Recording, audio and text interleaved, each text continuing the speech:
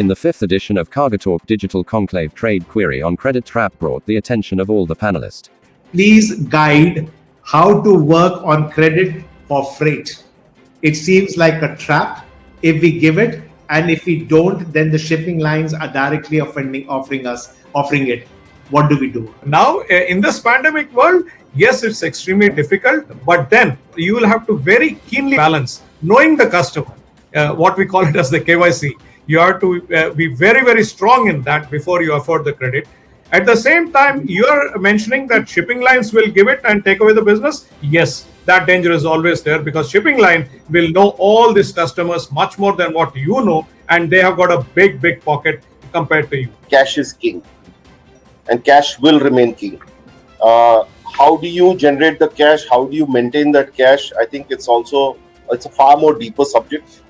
It depends on your cost of borrowing and things like that. But yes, I agree with Mr. Raju that if you delay a little bit, the shipping lines today, because they want to diversify and they want to do it, they have much deeper pockets. They would tend to, buy you out. There are many things that shipping line can't do, and you can do it. And there are many things that shipping line can do and you cannot do it. So it's just about making and finding out where you can really play your game.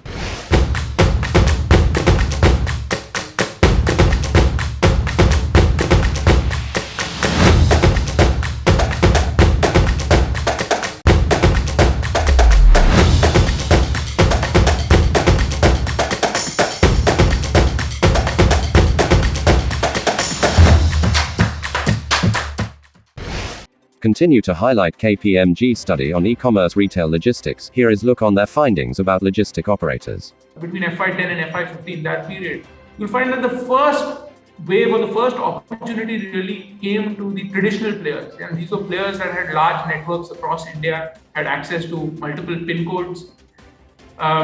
You'll find that the captive players at that point also were around and commanded a sizable share. And you'll find that the e-commerce players at that point were just about emerging. If you fast forward to the current day, you'll find that the share of the traditional players has significantly diminished. And you'll find that the captive arms continue to be very dominant, right? In our estimation, they still control about 60%, approximately 60% of the total shipments are controlled in-house by the logistics arms of these big e-com retailers. And you'll also find the emergence of this new play, which is the hyperlocal play, right? Serving omni-channel businesses, serving some micro centers in particular cities.